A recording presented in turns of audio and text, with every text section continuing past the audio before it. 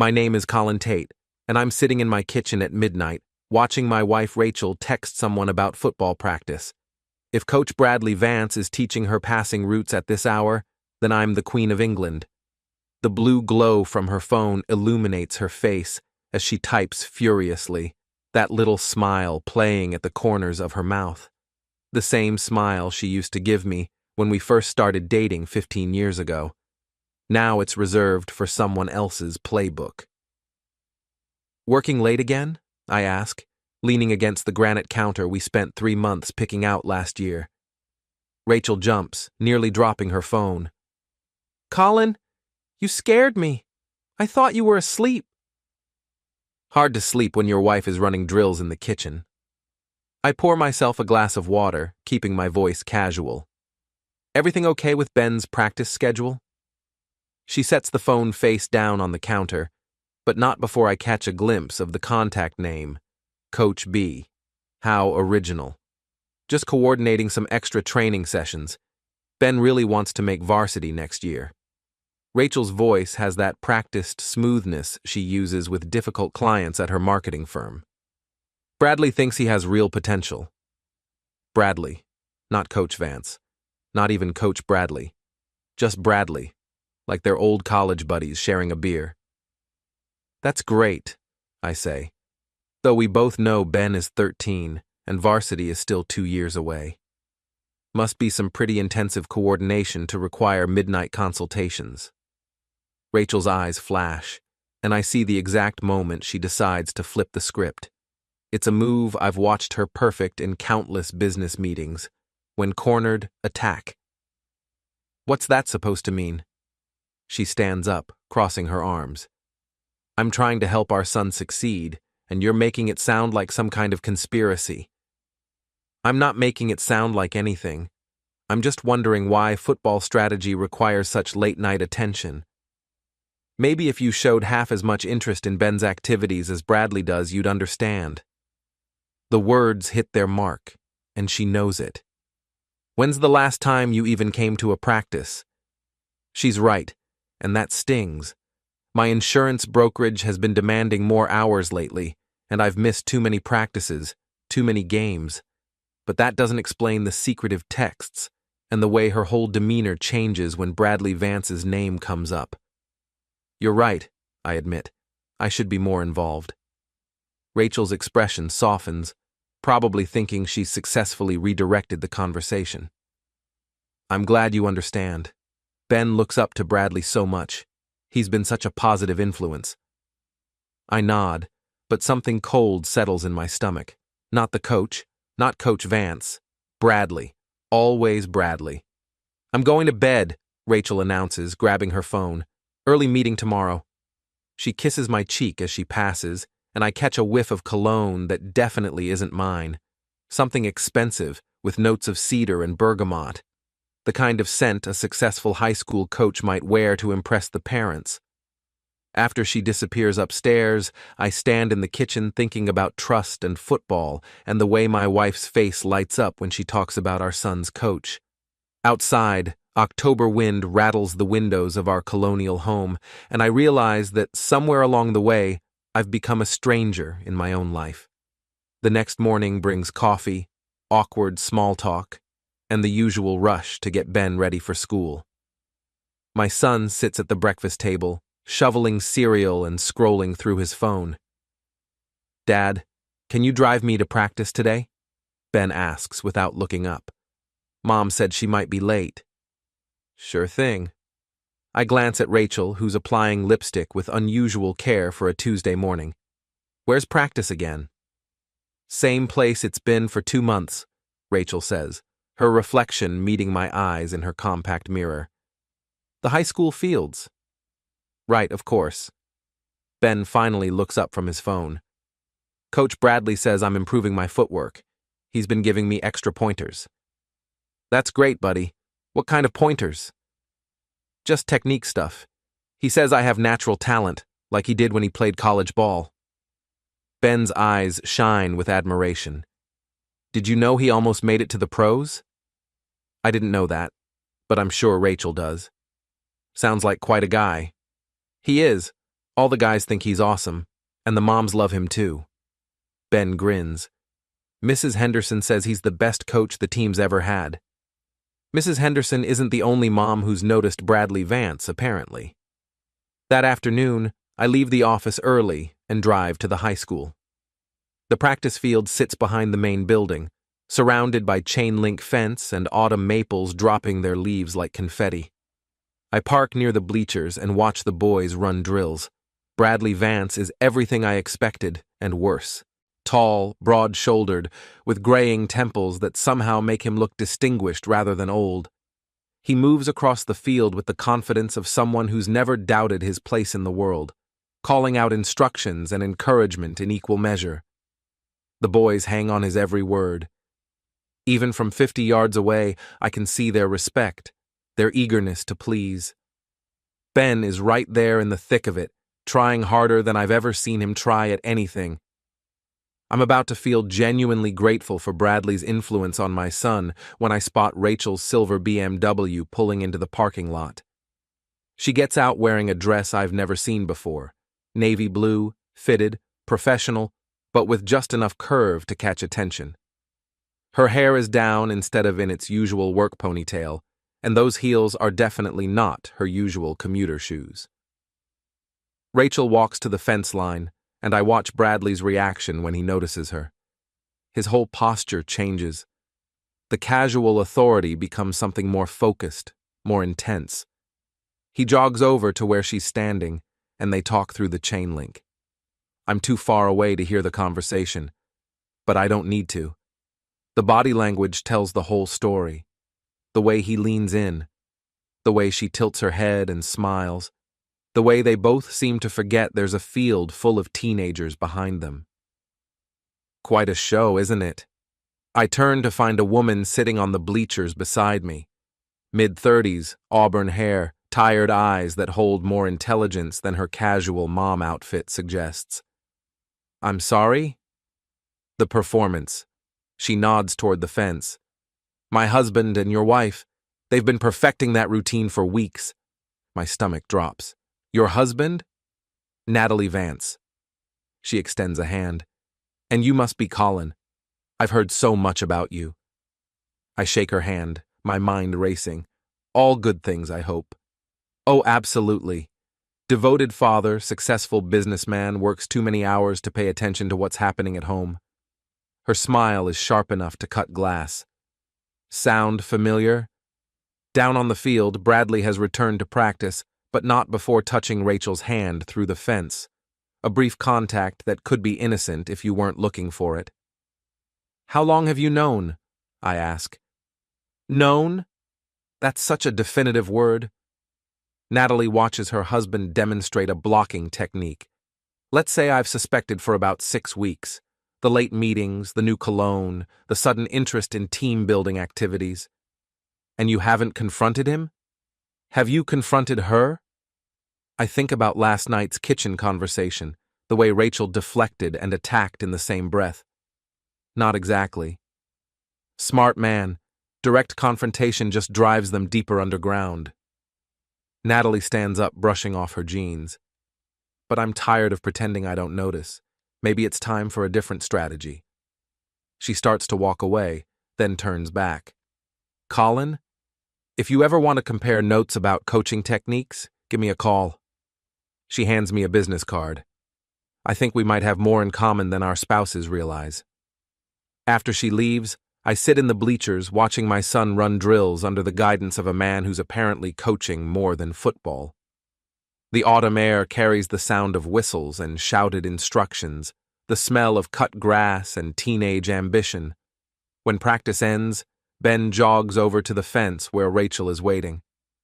I watch the three of them, my wife, my son, and the coach, form a little triangle of conversation. They look like a family. A happy, functional family with a successful father figure and an attentive mother. I look like the outsider. The guy in the cheap suit sitting alone in the bleachers, watching other people live his life. My phone buzzes with a text from Rachel. Taking Ben for ice cream with some of the team. Don't wait up for dinner. No invitation. No suggestion that I might want to join my own son for ice cream. Just a polite notification that I'm not needed. I drive home to an empty house and a frozen dinner, thinking about Natalie Vance's business card in my wallet, and the way she said compare notes like she was talking about something more than football statistics. Outside, the October wind picks up, rattling windows and scattering leaves across the lawn I spent last weekend raking. Inside, the house feels hollow, like a stage set waiting for the real actors to return. I pour myself a scotch and sit in my den, surrounded by the trophies and photographs that used to mean something. High school football captain, college scholarship, the picture of Rachel and me on our wedding day, both of us young and stupid and convinced we had it all figured out. Now I'm pushing 40, running a mid-tier insurance business, and my wife is getting coached by another man while I sit home eating microwaved pasta. But maybe that's about to change. Maybe it's time to stop watching from the bleachers and get back in the game. I pull out Natalie's card and stare at the phone number. Tomorrow, I think. Tomorrow I'll make that call. Tonight, I'll just sit here and plan my comeback. I call Natalie Vance the next morning from my office after my third cup of coffee and a sleepless night of staring at the ceiling. I was wondering when you'd call, she says without preamble. Ready to compare those notes? We meet at Murphy's Diner on Route 9, far enough from town to avoid the usual crowd of soccer moms and high school staff. Natalie is already in a corner booth when I arrive, nursing a cup of coffee and looking like she hasn't slept much either. You look terrible, she says, as I slide into the seat across from her. Thanks, you're quite the charmer yourself. She laughs, and I notice how it transforms her face. Without the tired, suspicious expression she wore at the bleachers, Natalie Vance is actually quite attractive. Not in Rachel's polished, professional way, but with a natural warmth that seems genuine. Sorry, I've been practicing my honesty lately. It's refreshing after months of pretending everything's fine. She signals the waitress for another coffee. So, Colin Tate, tell me what you know. I start with the late-night texts, the new cologne, the way Rachel's whole personality shifts when Bradley's name comes up. Natalie listens without interrupting, occasionally nodding or making small sounds of recognition. Your turn, I say when I finish. Natalie pulls out her phone and scrolls through a series of screenshots. New workout routine that requires him to shower at the school instead of coming home. Parent conferences that run until 9 p.m. Team dinners that somehow never include the coach's wife. She shows me a photo of a credit card statement. Flowers charged to our joint account, delivered to someone who isn't me. Did you check where they went? Rachel Tate, Marketing Solutions, Inc. Natalie's smile is arctic. Congratulations. Your wife received 24 roses on your anniversary. From my husband. The coffee tastes like ash in my mouth. Our anniversary was 3 weeks ago. I know. I checked. She puts the phone away. Bradley came home that night with some story about a team celebration. Said he was sorry he was late, but the boys had won a big game. Did they? They lost, 14-7. We sit in silence for a moment, letting the weight of confirmed suspicions settle between us. Around us, the diner hums with normal conversation. Farmers talking about the weather, retirees complaining about their medications, teenagers planning weekend parties, people with ordinary problems. So what do we do now? I ask. That depends. How angry are you? I think about Rachel's dismissive tone when she talks about my work, the way she's been staying late more and more often, the credit card charges I've been too trusting to question, the ice cream invitation that never came. Pretty angry, I admit. Good. Anger is useful. It keeps you focused. Natalie leans forward. But we need to be smart about this. Direct confrontation will just make them more careful. We need evidence. What kind of evidence? The kind that stands up in divorce court. The kind that makes sure we don't get painted as the paranoid, neglectful spouses who drove our partners into someone else's arms. She's thought about this more than I have. And I realize Natalie Vance is probably a lot smarter than her husband gives her credit for. Bradley is used to dealing with teenage boys and starstruck parents. He's not prepared for someone who thinks 3 moves ahead. I have a friend who might be able to help, I tell her. Dan Morrison. He used to be a cop. Now he does private investigation work. Perfect. I have something better. Natalie grins. I have access to Bradley's laptop password and a key to his office at school. You want to break into the school? I want to retrieve evidence of my husband's inappropriate conduct with a parent. There's a difference. The way she says it makes me think Natalie has missed her calling. She should have been a lawyer instead of a coach's wife. When? Tonight. There's a faculty meeting until 8. Then Bradley always goes to Murphy's pub with the other coaches. We'll have at least 2 hours. I should say no. I should suggest we hire professionals, consult attorneys, take the high road. Instead, I hear myself saying, "What do you need me to do?" Be my lookout, and bring a camera. That evening, I tell Rachel I'm working late on a difficult claim. She barely looks up from her phone when I kiss her goodbye, just murmurs something about having dinner with her sister Lisa. I meet Natalie in the high school parking lot at 8:30. She's dressed in dark jeans and a black sweater, looking like she's done this before. Faculty meeting just ended, she says, checking her phone. Bradley texted that he's heading to Murphy's. We're clear. The school feels different at night, larger, more ominous, full of shadows and echoing hallways.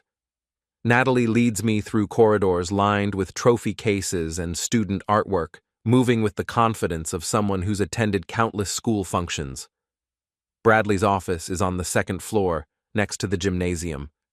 Natalie produces a key ring and opens the door without hesitation. How did you? I've been the dutiful coach's wife for 8 years. I know where he keeps everything. She flicks on a small flashlight. Check the door. Let me know if you hear anyone coming. The office is exactly what you'd expect. Team photos, motivational posters, a desk covered with playbooks and practice schedules. But Natalie goes straight to the filing cabinet in the corner. Locked, she mutters, then pulls out a small screwdriver. Good thing I paid attention when Bradley fixed the kitchen drawer last month. You know how to pick locks? YouTube University, very educational. The lock clicks open. Here we go. Inside the filing cabinet, beneath folders of team rosters and budget reports, Natalie finds a manila envelope marked personal. She opens it carefully, and I hear her sharp intake of breath. What is it? She hands me a stack of printed emails. I scan the first few lines and feel my stomach clench. Rachel, last night was incredible. I can't stop thinking about your hands on my... I don't need to read the details, I interrupt. Yes, you do. Natalie's voice is hard. We both do. Because this is evidence, and evidence has to be complete. She's right, but it doesn't make it easier. I photograph each email while Natalie searches the rest of the office. The messages span 6 weeks, starting with innocent discussions about Ben's progress and escalating to explicit descriptions of hotel room encounters. My wife, the woman I've shared a bed with for 15 years, writing things to another man that she's never said to me. Colin, Natalie's voice is tight, you need to see this. She's holding a small digital camera, the kind coaches use to review game footage. The display shows a timestamp from last Tuesday, the same day Rachel said she was working late on a client presentation. On the tiny screen, I can see Rachel and Bradley in what looks like a hotel room. She's wearing the red dress I bought her for our anniversary. Turn it off, I say. Colin, turn it off. Natalie clicks the camera shut and puts it back where she found it. We work in silence for the next few minutes, photographing documents and replacing everything exactly as we found it. As we're leaving the office, Natalie touches my arm. I'm sorry you had to see that. Are you? Sorry, I mean. She considers the question. No. I'm sorry it's happening, but I'm not sorry we know. Ignorance might be bliss, but it's also stupid. We walk back through the empty hallways, our footsteps echoing off polished floors. Outside, the parking lot is empty except for our cars and a few security lights casting long shadows. What now? I ask. Now we plan our next move. But Colin? Natalie stops beside her car.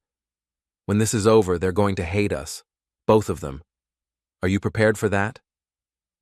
I think about Ben, about the custody battles and divided holidays that lie ahead, about the house we'll have to sell and the life we'll have to rebuild, about sitting in empty bleachers while my son plays football and pretends his father doesn't exist. Yeah, I say. I'm prepared. Good. Because it's going to get a lot worse before it gets better. She drives away, leaving me alone in the parking lot with a phone full of evidence and a marriage that officially ended the moment I saw that timestamp. At home, Rachel is already in bed, or pretending to be. I sit in my den with a scotch and scroll through the photographs on my phone, reading my wife's words to another man by the light of my computer screen. Tomorrow, I'll call Dan Morrison. Tomorrow, I'll start building a case. Tonight, I'll just sit here and plan the end of my marriage. But as I stare at the evidence of Rachel's betrayal, I realize something unexpected. I'm not just angry anymore. I'm excited. For the first time in months, I have a purpose, a plan, a reason to get up in the morning. Rachel and Bradley think they're playing a game where only they know the rules. They're about to discover they're wrong.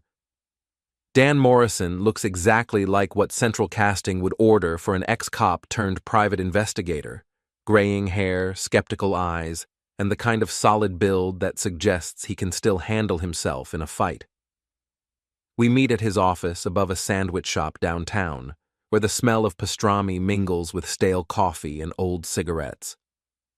So your wife is having an affair with your kid's football coach, Dan says, reviewing the photos on my phone. And his wife wants to help you catch them. This sounds like the setup for a bad country song. Can you help us or not? Oh, I can help. Question is whether you really want me to. Dan leans back in his chair. See, Colin, most people think they want the truth until they get it. Then they wish they'd stayed ignorant. I've already seen enough to know what's happening. You've seen evidence of an affair, but affairs are like icebergs. What you can see is just the tip. You sure you want to know how deep this goes?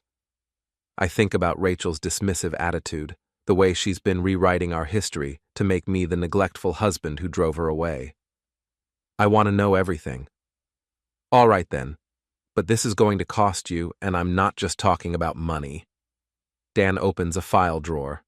Standard surveillance package runs $1,500 a week. That includes photo documentation, GPS tracking, financial investigation, and a detailed report suitable for court proceedings. GPS tracking? Little magnetic box goes under her car, tells us everywhere she goes and how long she stays. Very enlightening. Dan grins.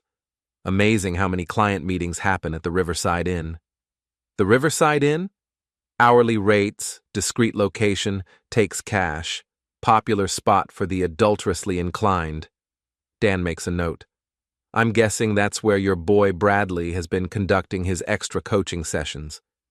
The idea of Rachel at some seedy motel makes my stomach turn, but I nod. What else do you need?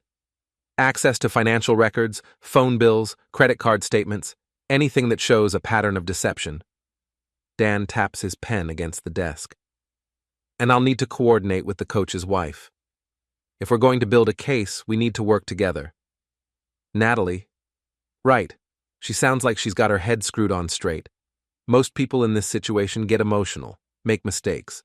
But if she's thinking strategically, we might be able to give your cheating spouses a very unpleasant surprise.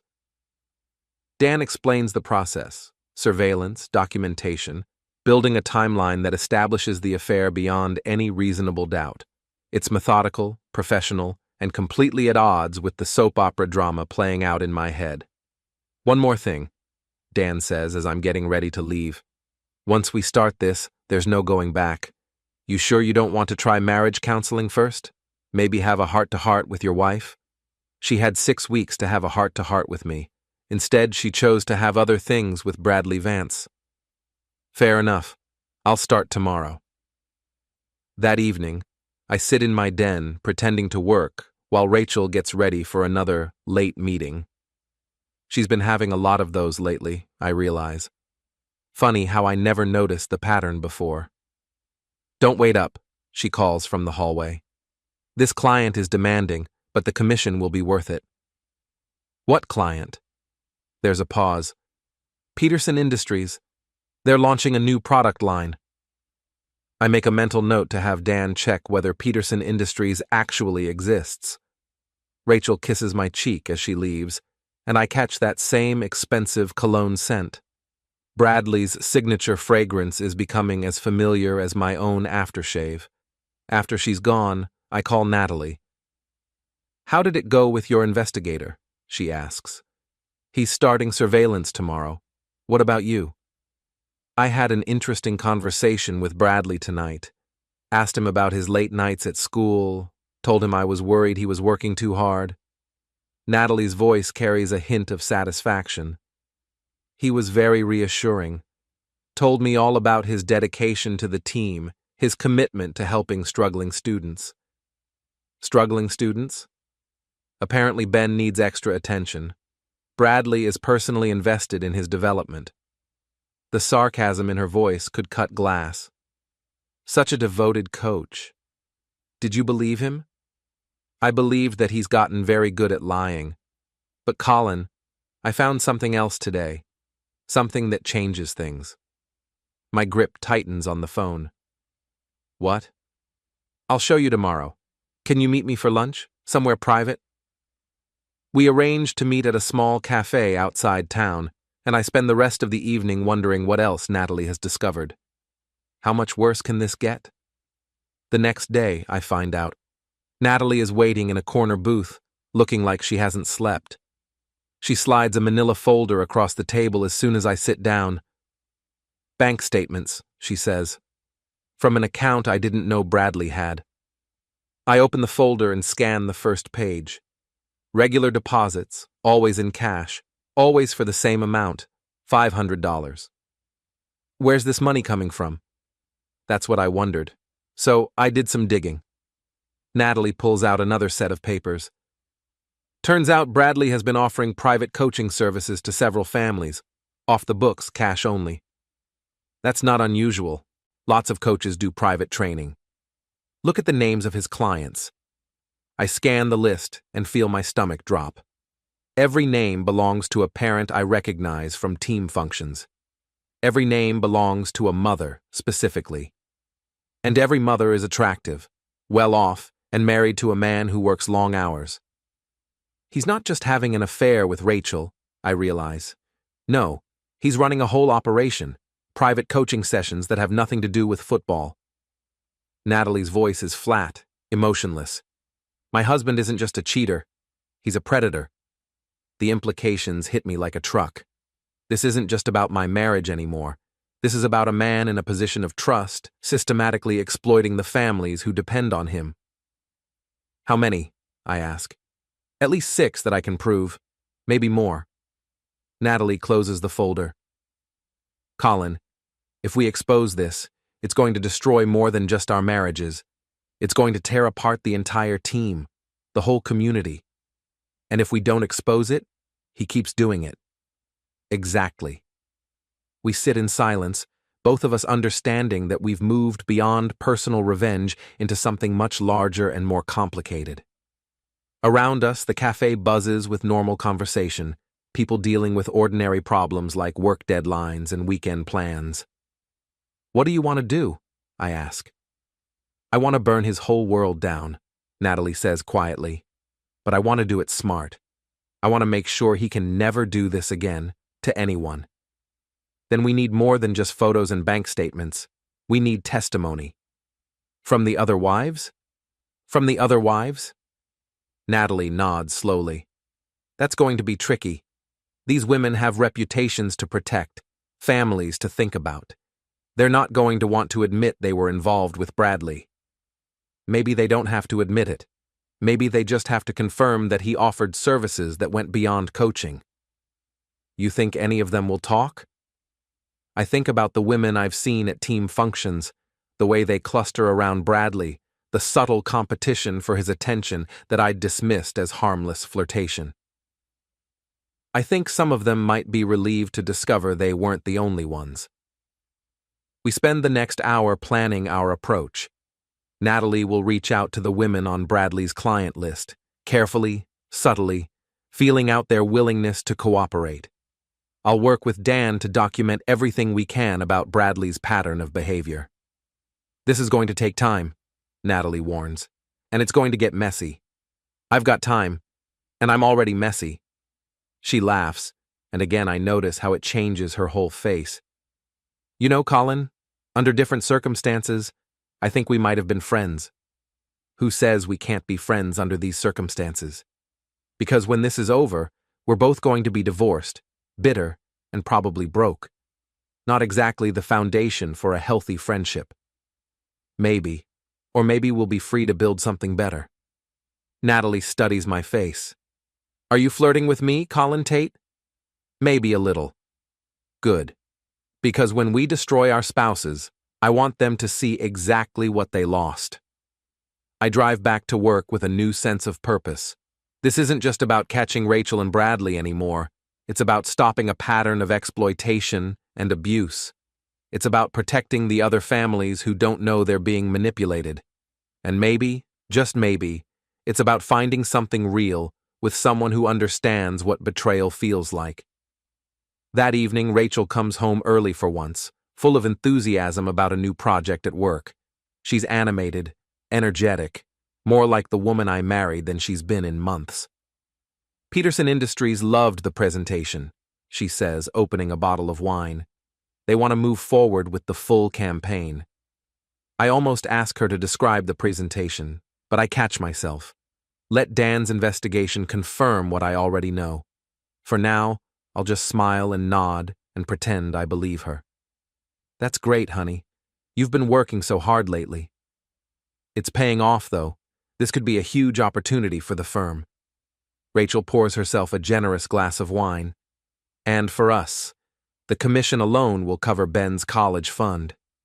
Speaking of Ben, how's he doing with his extra coaching sessions? Really well. Bradley says he's showing real improvement. Rachel's face lights up when she mentions Bradley's name. He's such a dedicated coach. Ben is lucky to have someone who cares so much about his development. Very lucky.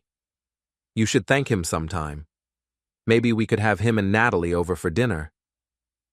The idea of sitting across a dinner table from Bradley Vance, making small talk while he mentally undresses my wife, makes me want to throw my wine glass against the wall. Sure, I say instead. That sounds nice. I'll set something up. It'll be good for Ben to see his parents supporting his coach. Rachel curls up next to me on the couch, and for a moment, it almost feels like old times.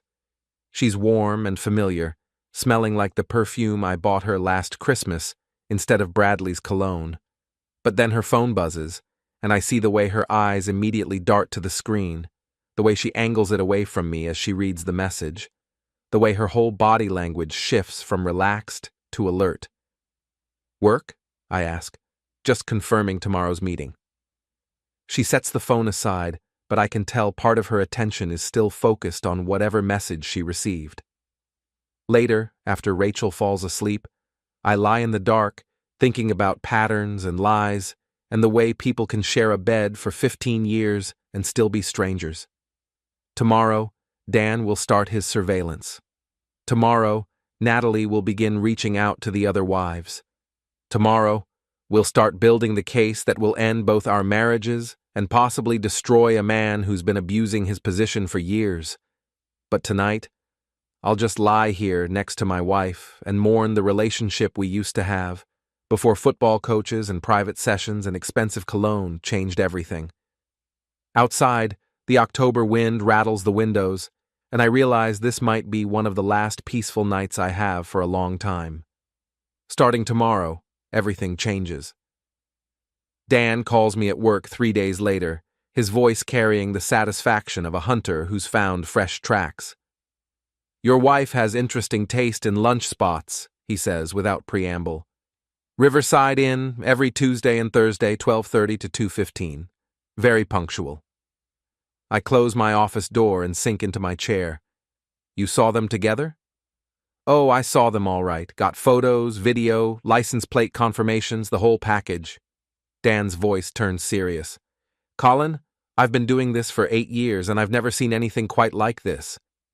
What do you mean? Your boy Bradley runs his operation like a business. Different women, different days, same time slots. Tuesday, Thursday is Rachel. Monday, Wednesday appears to be Jennifer Morrison. You know her? I know her. Team mom, married to a surgeon, always volunteers for fundraising events. You're sure? Positive ID. And Friday afternoons seem reserved for a rotating cast of characters. This guy has a schedule that would make a corporate executive jealous. The scope of Bradley's operation hits me like a physical blow. This isn't just an affair. It's systematic exploitation on a scale I hadn't imagined. How many women are we talking about? At least 8 that I can confirm. Probably more. Dan pauses. Colin, this is bigger than divorce court. This is criminal behavior, abuse of authority, possibly extortion if he's leveraging his position as coach. Extortion? Think about it. He controls playing time, team selection, college recommendations. These women have sons who want to succeed in football. Bradley holds all the cards. The implications make me feel sick.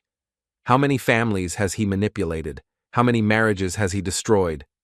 What's our next move? Document everything, build an airtight case, then decide whether we're talking to lawyers or law enforcement. Maybe both. Dan's voice hardens. This piece of garbage needs to be stopped. After I hang up, I sit in my office staring out at the parking lot, trying to process what I've learned. Rachel isn't just cheating. She's being manipulated by a predator who's turned coaching into a cover for systematic abuse. Part of me wants to confront her immediately, to warn her about what Bradley really is. But the larger part knows that direct confrontation will only drive them deeper underground and make it harder to protect the other families involved. My phone buzzes with a text from Natalie. Can you meet tonight? Important developments? We meet at a different cafe this time, farther from town, in a strip mall that's seen better days. Natalie is waiting with a cup of coffee and a grim expression. I talked to Jennifer Morrison today, she says as soon as I sit down. Very carefully, very subtly. Asked her about her son's private coaching sessions. What did she say? She got defensive, then suspicious, then scared. But Colin, she didn't deny it. She just kept saying that Bradley was helping Tommy with his confidence, that the sessions were perfectly innocent. Did you believe her?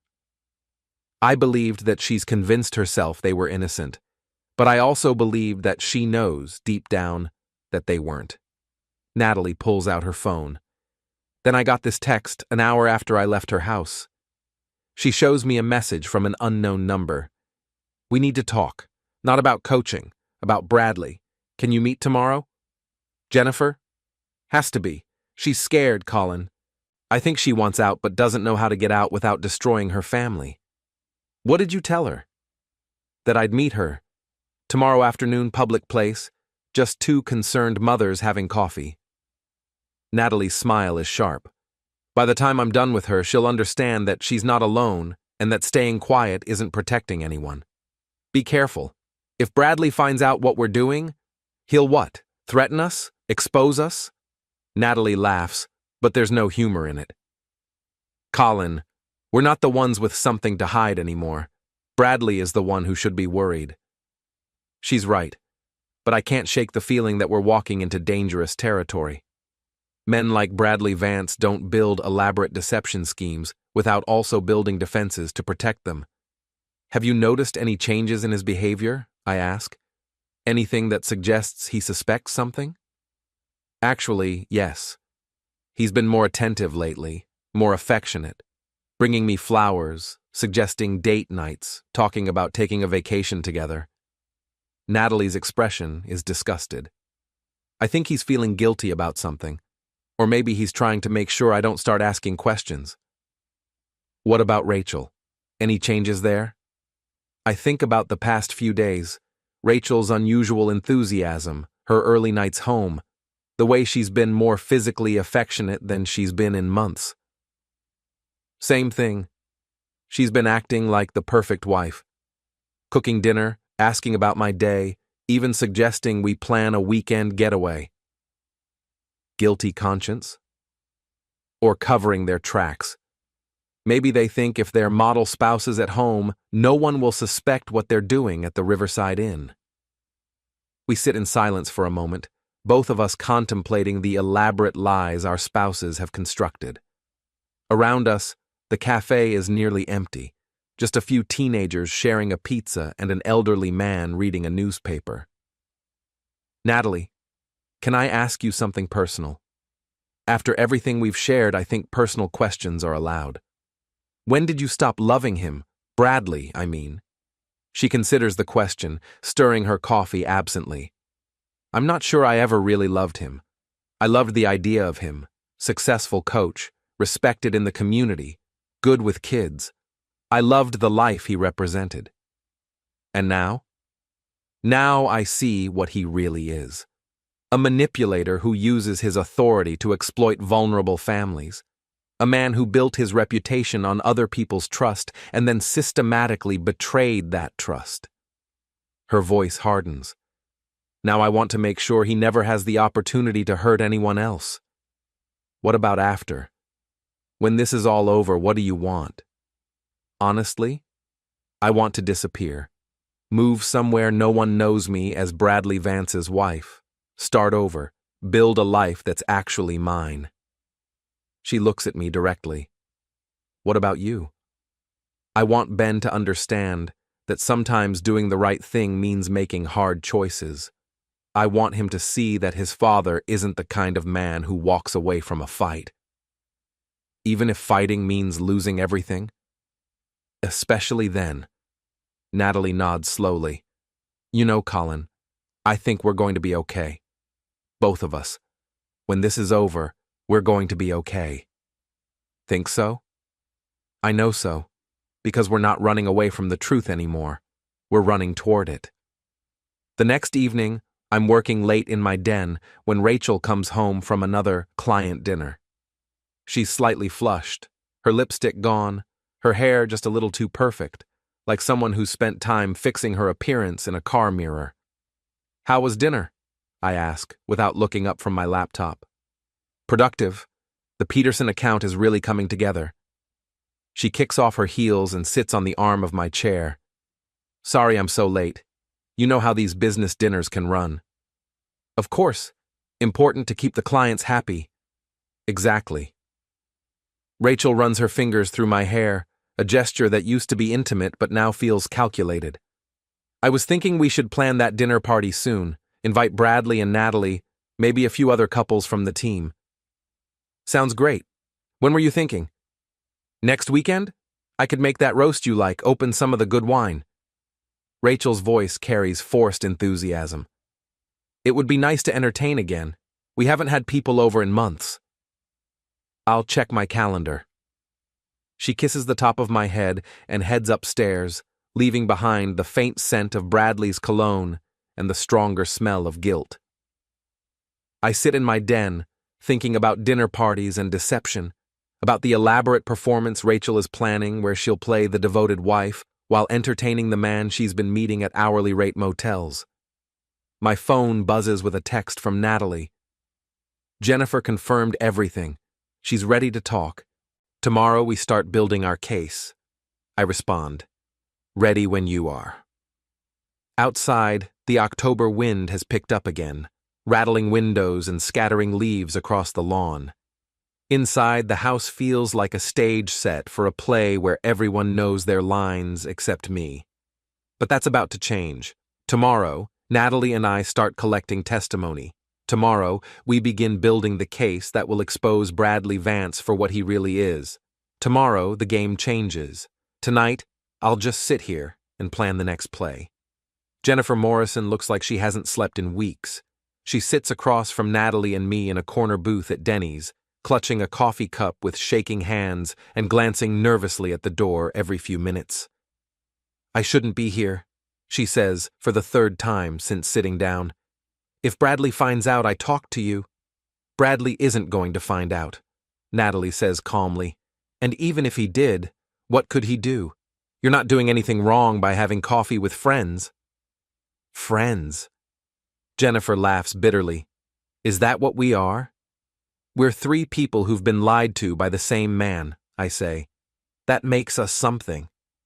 Jennifer studies my face, then Natalie's. How long have you known about Bradley and your wife? 6 weeks, I answer. How long have you been involved with him? 3 months, since the summer training camp. Jennifer's voice drops to a whisper.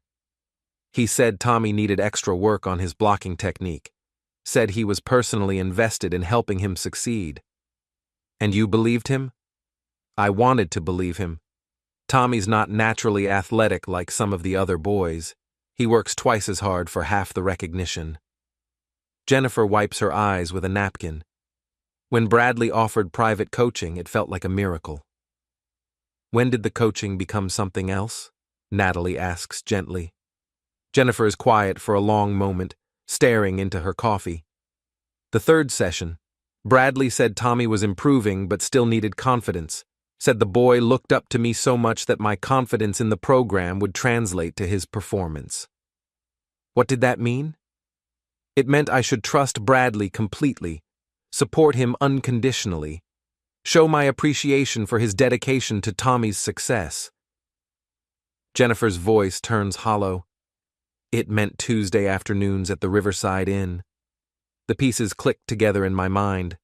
Bradley's approach is sophisticated, psychological. He doesn't just seduce these women, he manipulates them into believing that their cooperation is essential for their son's success. Did he ever threaten Tommy's position on the team? I ask. Not directly, but he made it clear that his support could be withdrawn if I wasn't properly grateful for his help. Jennifer looks directly at me. Your wife, Rachel. She's not the only one, is she? No, there are others. I figured. Bradley has a type. Successful women married to busy men with sons who need his approval. Jennifer's laugh is bitter. We're all so desperate for our boys to succeed that we'll do anything to help them. Not anything, Natalie corrects. You didn't know what Bradley really was. None of you did. He's a predator who uses his position to exploit families. But I should have known. I should have seen what was happening. How could you? He's had years to perfect his technique. You're not the first family he's manipulated. And you won't be the last unless we stop him. Jennifer nods slowly. What do you need from me? Documentation. Dates, times, locations, any communications you have from Bradley, any evidence that shows the pattern of manipulation. I have text messages. Lots of them. Bradley is very detailed in his communications. Are you willing to provide those to an investigator? If it means stopping him from doing this to other families, yes. We spend the next hour going through Jennifer's story, documenting the timeline of Bradley's approach and the escalation of his demands. The pattern is clear and consistent. Identify vulnerable families, offer special help, create dependency, then exploit that dependency for personal gain. There's something else, Jennifer says as we're getting ready to leave. Bradley has been asking questions about you, Natalie. Wants to know if you've seemed suspicious lately, if you've been asking about his schedule. What did you tell him? That you seemed fine. But Colin, he asked about you too. Wanted to know if I'd seen you at any practices, if Rachel had mentioned you being more involved in team activities. A chill runs down my spine. He suspects something. Maybe. Or maybe he's just being careful. Jennifer gathers her purse. Either way, you need to watch yourselves. Bradley has a lot to lose if this comes out. Men like that don't go down quietly. After Jennifer leaves, Natalie and I sit in the parking lot discussing our next moves. The evidence is building, but we need more testimony to establish the full scope of Bradley's operation. Who else from his client list might be willing to talk? I ask. Sarah Chen seems like a possibility. Her son Michael has been getting a lot of playing time lately, but she's looked uncomfortable at team events. Natalie checks her phone. I could reach out to her, see if she's willing to have a conversation. What about going to the school administration? If we have enough evidence? Not yet. Bradley is popular with the administration, successful with the team. They'll want ironclad proof before they act against him. Natalie starts her car. We need more testimony, more documentation. We need to make this case so strong that no one can ignore it. How much time do we have? I don't know. But Colin, I think we need to be prepared for the possibility that Bradley will figure out what we're doing before we're ready to act. What happens then? Then things get ugly fast. That evening, I sit in my den reviewing the evidence Dan has collected. Photos of Rachel and Bradley entering and leaving the Riverside Inn. Credit card records showing payments for hotel rooms. Phone logs documenting calls and text messages at all hours. The case against my wife is airtight. The case against Bradley is growing stronger every day. But as I study the timeline of their affair, I realize something that makes my stomach clench. The dates don't just show when Rachel and Bradley started their relationship. They show when Rachel started lying to me systematically, professionally, without any apparent guilt or hesitation. This isn't just about physical infidelity, it's about the complete breakdown of trust between us. Rachel hasn't just been unfaithful, she's been living a double life with an expertise that suggests this might not be her first affair. My phone rings, interrupting my thoughts. Dan's number appears on the screen. We have a problem, he says without preamble. What kind of problem? The kind where your wife's boyfriend knows he's being watched. I was following them to their usual Tuesday appointment when Bradley made a sudden detour, doubled back, and parked where he could observe my vehicle. Did he see you? Oh, he saw me. Even waved. Dan's voice is grim. Colin, your boy Bradley isn't just a predator, he's a smart predator. He's been watching for surveillance. What does that mean for our investigation? It means we need to change tactics. No more direct surveillance. We work with the testimony we have and the evidence we've already collected. Is that enough? It better be, because the element of surprise is gone. Bradley knows someone is building a case against him. After I hang up, I sit in the dark thinking about chess games and football strategies and the way smart predators adapt when they sense danger. Bradley Vance knows he's being hunted. The question is what he'll do with that knowledge. Upstairs, Rachel is getting ready for bed, humming softly to herself like someone without a care in the world. But I know now that her casual demeanor is just another performance, another layer in the elaborate deception she's been constructing. Tomorrow, I'll call Natalie and tell her about Dan's discovery. Tomorrow, we'll decide whether to accelerate our timeline or risk losing our opportunity entirely. Tonight, I'll just lie here next to my wife and listen to her breathe, knowing that every breath is a lie and every heartbeat is counting down to the moment when her carefully constructed world collapses. Outside, the October wind has turned cold, carrying the promise of winter and the smell of fallen leaves. Inside, the game has changed again, and I'm not sure who's winning anymore. The call comes at 6 a.m. on a Saturday morning, jarring me awake from restless dreams about football fields and empty hotel rooms. Colin? Natalie's voice is tight with controlled panic. Bradley's gone. I slip out of bed, careful not to wake Rachel, and take the call in my den. What do you mean, gone? I mean he didn't come home last night. No text, no call, no explanation. His truck isn't in the driveway and half his clothes are missing from the closet. The implications hit me immediately. He's running. Or regrouping. Colin, I think he knows exactly how much we've discovered. I think he's been planning his exit strategy. What about the other women? Jennifer, Sarah Chen, the rest of his clients? I've been calling them since 5 a.m. Jennifer's phone goes straight to voicemail.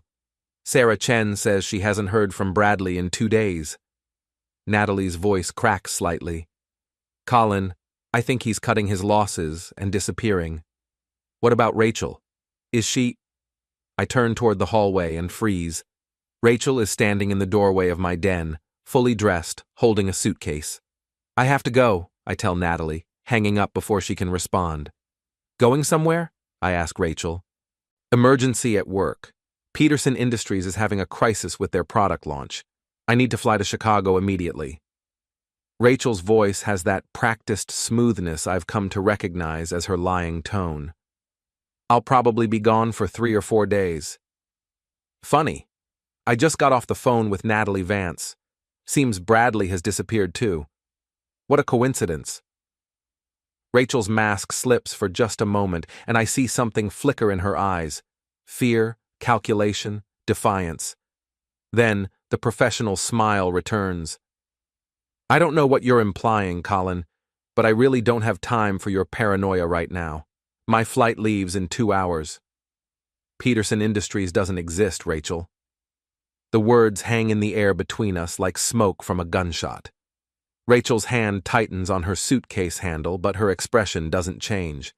Of course it exists. Don't be ridiculous. I had my investigator check. No Peterson Industries in Chicago or anywhere else for that matter. No client, no emergency, no product launch. I stand up, moving between Rachel and the door. Just like there was no late meeting last Tuesday, or the Tuesday before that, or any of the other Tuesdays you spent at the Riverside Inn with Bradley Vance. You had me investigated? Rachel's voice rises, and now I see real anger replacing the calculated calm. How dare you? How dare you violate my privacy like that? Your privacy? You've been having an affair for 2 months, and you're worried about privacy? I don't know what you think you know, but I know everything, Rachel. The hotel rooms, the text messages, the flowers he sent you on our anniversary. I know about his other clients, too.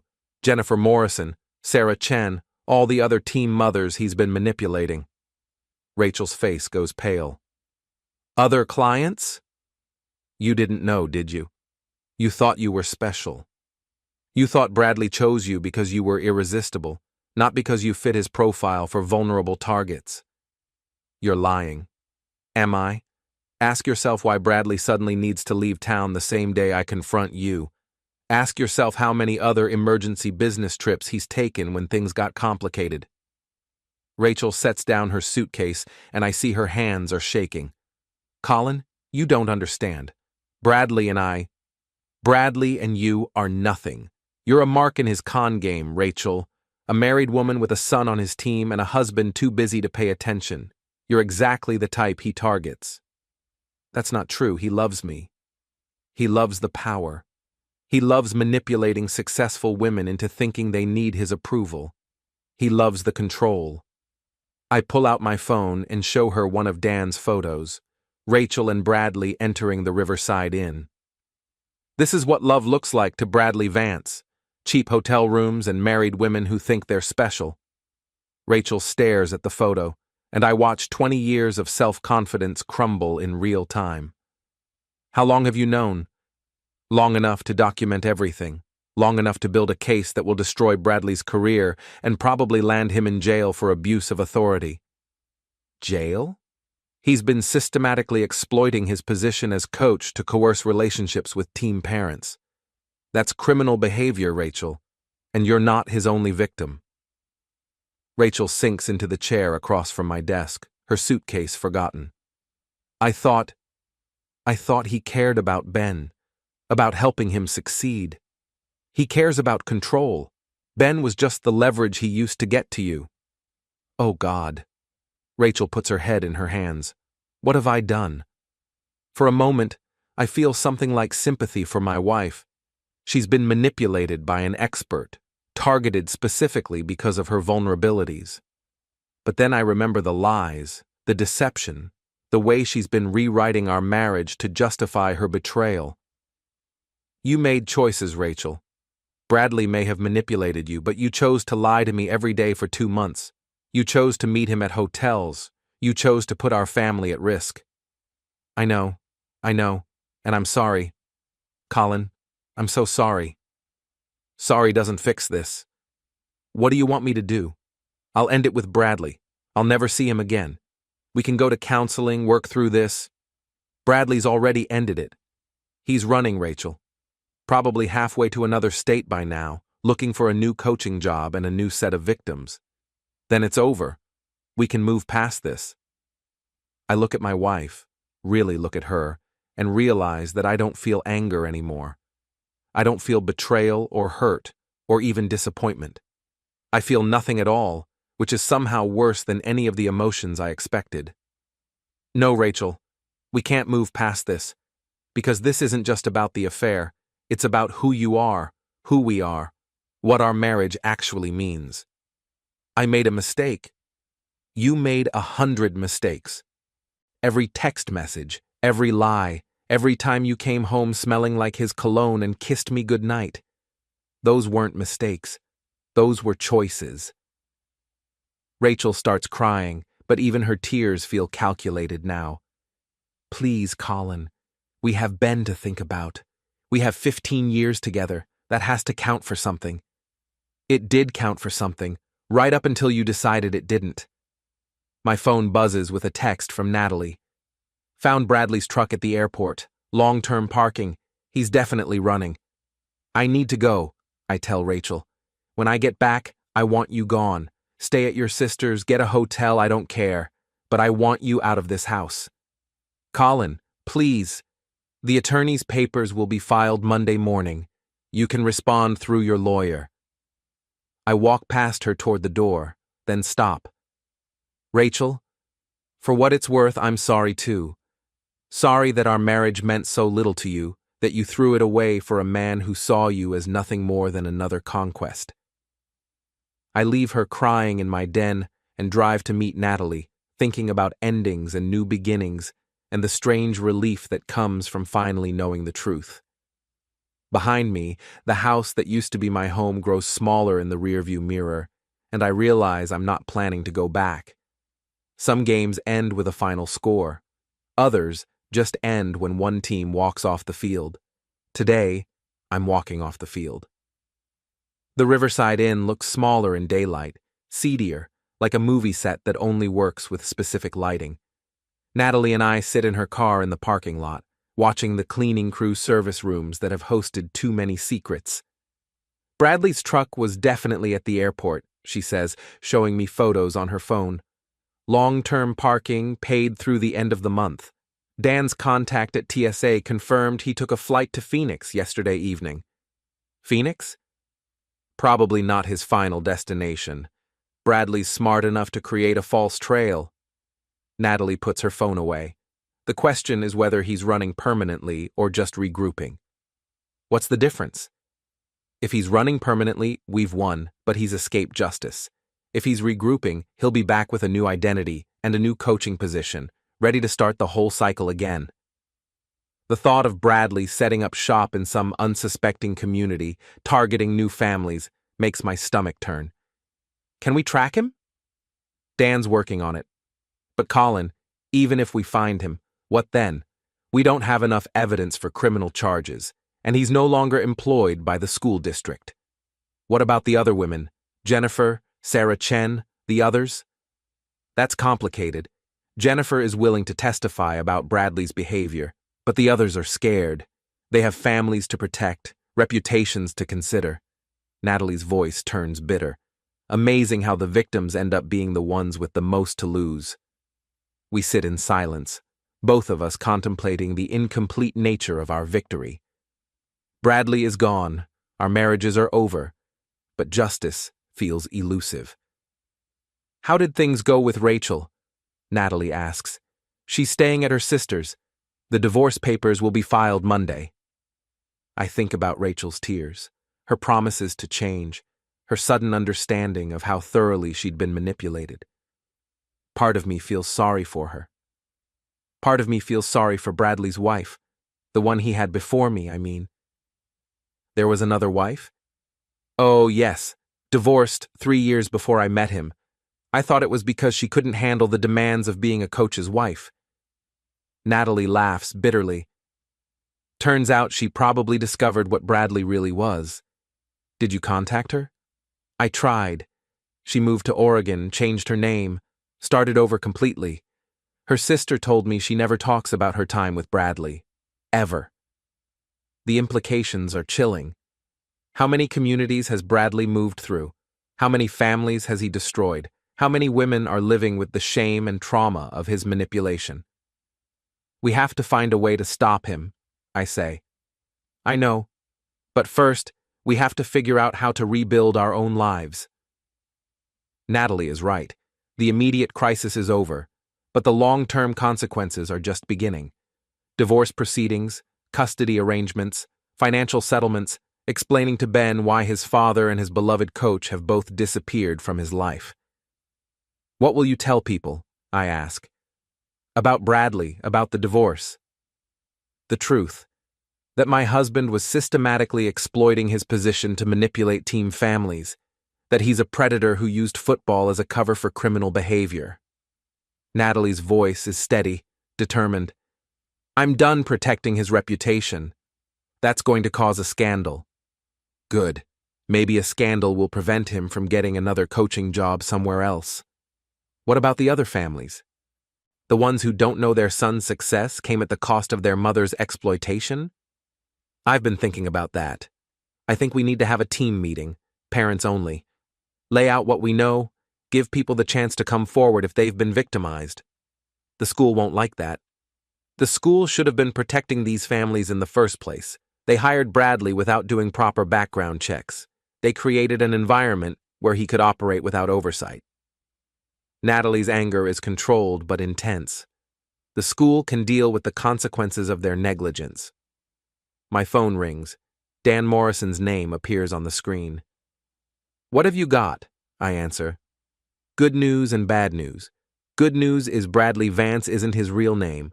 Bad news is his real name is Brandon Vincent, and he's got a history. What kind of history? 2 previous coaching positions both ended abruptly. One in Texas, one in Florida. No criminal charges, but both schools quietly let him go mid-season. Dan's voice is grim. This guy's been running this scam for years. Can we prove it? I'm working on it. But Colin, there's something else. I found out why he left those other jobs. Tell me. Anonymous tips to school administrators. Someone's been tracking this guy, documenting his behavior, trying to stop him. Who? Don't know yet. But whoever it is has been one step behind Brandon, for at least 5 years. After I hang up, I share Dan's information with Natalie. Her expression grows more determined with each detail. Someone else is hunting him, she says. Someone who knows his pattern. Probably another victim. Maybe his ex-wife or someone from one of his previous schools. We need to find them. If they have documentation from his other positions, we might have enough evidence to build a real case. Dan's working on it. Good, because Colin, I've made a decision. I'm not just going to expose Bradley locally. I'm going to make sure every school district in the country knows what he is. How? Social media, coaching forums, parent networks. I'm going to make Brandon Vincent too toxic to hire anywhere. Natalie's smile is sharp as a blade. He wants to run? Fine. But he's going to run for the rest of his life. That's a big commitment. It could take years. I have years, and I have motivation. Natalie looks at the Riverside Inn, then back at me. Colin, what he did to us, to our families, to all those other women, it's not just personal anymore. It's a mission. What about rebuilding your own life? This is rebuilding my life. For the first time in 8 years, I have a purpose that's actually mine. We drive back toward town in comfortable silence, both of us lost in thought. The October landscape rolls past, bare trees, brown fields, the first hints of winter in the air. Everything looks different now, sharper somehow, like I'm seeing the world without filters for the first time in years. Natalie? Yes? When this is all over, when Bradley is stopped and the divorces are final and the dust settles, would you like to have dinner sometime? Somewhere that isn't a diner or a parking lot? She considers the question seriously. Are you asking me on a date, Colin Tate?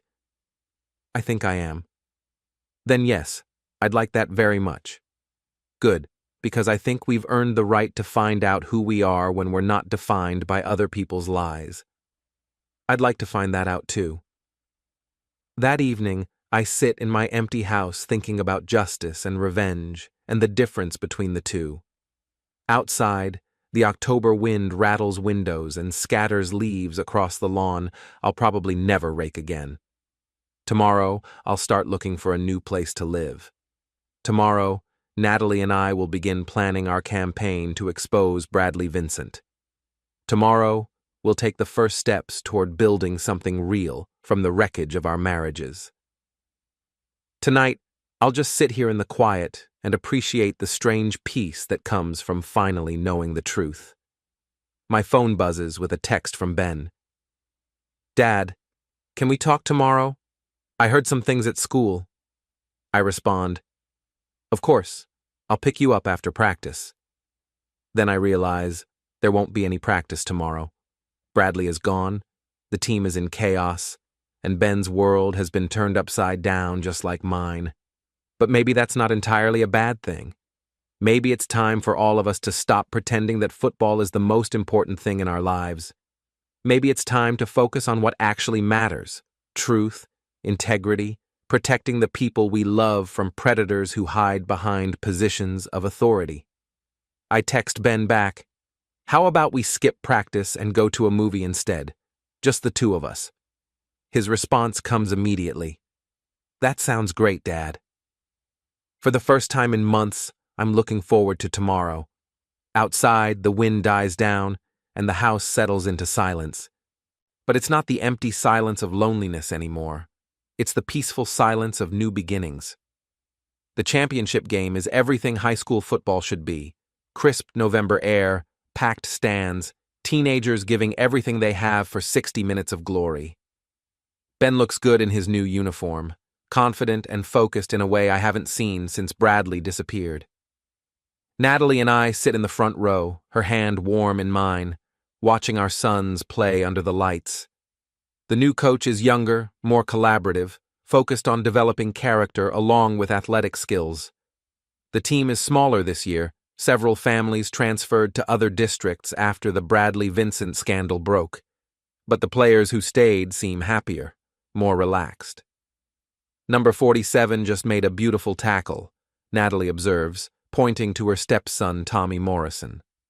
Jennifer remarried last month, and her new husband adopted the coaching philosophy that kids should play for fun, not parental validation.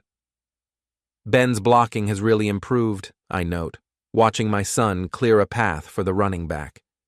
Turns out he didn't need private coaching sessions after all. Funny how that works. 6 months ago, we thought our lives were ending. Rachel's affair, Bradley's manipulation, the systematic destruction of trust that had taken years to build. The divorce proceedings were ugly, the custody arrangements complicated, the financial settlements painful for everyone involved. But sitting here tonight, watching Ben play football because he loves it rather than because his future depends on it, I realize we didn't lose our lives 6 months ago. We found them. "Any word from Dan about the Phoenix investigation?" Natalie asks. Brandon, lasted 3 weeks at his new school before someone sent the administration a very detailed dossier about his history. I smile. Turns out his ex-wife from Oregon has been tracking him for years, building a case, waiting for the right moment to strike. Good for her. She contacted 5 other women from his previous schools.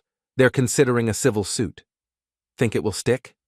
With 6 victims across 3 states and a documented pattern of behavior, I'd say Brandon Vincent's coaching days are over. On the field, Ben breaks free for a 15-yard gain, and the crowd erupts in cheers. He looks toward the stands, finds us in the front row, and grins. Not the desperate, approval-seeking expression he used to wear, but the genuine happiness of a kid who knows his parents are proud of him regardless of the score. "He looks good," Natalie says. "He looks free." We all do. She's right. The past 6 months have been difficult. Divorce proceedings, therapy sessions, awkward conversations with Ben about trust and manipulation, and the difference between love and control. but they've also been liberating in ways I never expected. I'm living in a downtown apartment now, smaller than the suburban house, but somehow more comfortable. Natalie moved to a condo across town, close enough for shared custody arrangements, but far enough to establish her independence. We see each other twice a week for dinner, once a week for coffee, and every Friday for what we've started calling Survivors Group, just the two of us, talking through the ongoing process of rebuilding our lives. Colin? Yes? I've been thinking about something. What's that? When Ben graduates next year, when the custody arrangements are finalized and the divorce settlements are complete, what do you think about getting married? I turned to look at her, surprised by the question. Are you proposing to me, Natalie Vance? I'm suggesting that we've been through the worst possible test of a relationship: betrayal, divorce, public scandal, financial stress, and we're still here, still together, still happy. She squeezes my hand. Maybe we should make it official. What about taking things slow, not rushing into anything? Colin, we've been taking things slow for 6 months. We've been honest about everything, worked through our trust issues, built something real from the ground up. Natalie smiles. Besides, I want Rachel and Bradley to see us at every game next year. I want them to see what they lost. They'll both be at games.